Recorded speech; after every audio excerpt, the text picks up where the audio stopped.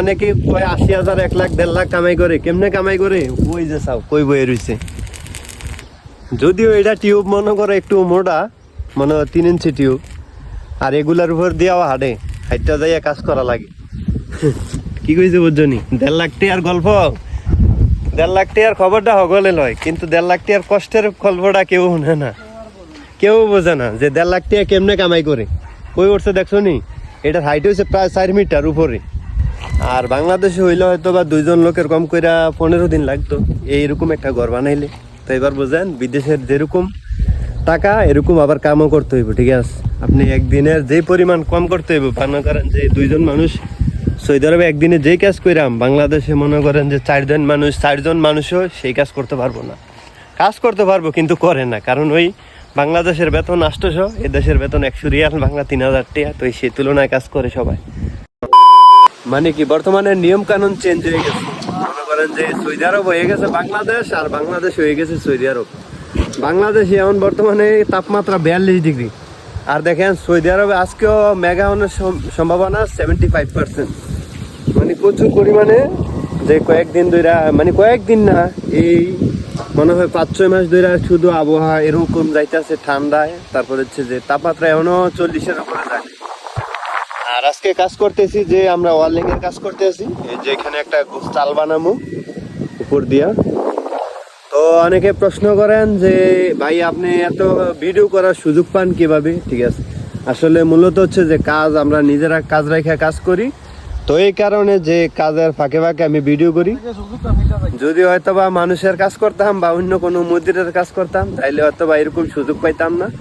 কারণ একদিন ভিডিও করলে পরের দিন আমার কইলে আল্লাহ খাল্লি বালি ম্যাপ গাইনতা। ঠিক আছে, ওই পাঠাই দিলে। তো আজকে আমরা কাজ করতেছি এই যে ওয়ার্লিং এর কাজ। আর দেখেন আকাশের অবস্থা খুবই মেঘলা মেঘলা আকাশ। তো সকালবেলা আইসে একটা টমেটো পাইলাম, একদম কি গাছ পাকা টমেটো। যদিও এখানে আরো অনেকগুলো টমেটো আছে। ওই কথা আছে যে অযত্নে সবকিছুই সুন্দর হয়, এটা হচ্ছে সেম কাহিনী। প্রায় 4-5 কেজির মতো বাইগন অলরেডি ধরে ফেলেছে। তো আমরা আজকে কাজ করবো যে এখানে আমরা ঘরের চাল বানাবো, ওই যে ওইখানের মতো।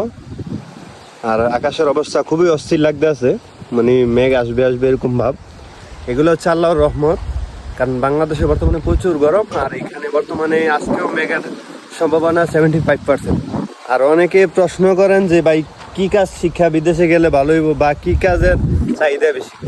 ভাই যে কোনো কাজের চাহিদা বেশি। যদি আপনি মিস্ত্রি হিসাবে কাজ করতে পারেন, তাইলে আপনি টাকা যে, হ্যাঁ এই যে দেখতে পাচ্ছেন সাদিকে ওয়ার্লিং এর কাজ করতে আছে। আসলে কি মনে করেন যে হাজিরা, হ্যাঁ বিষয় আছে, 1600 টাকা বেতন, 200 টাকা।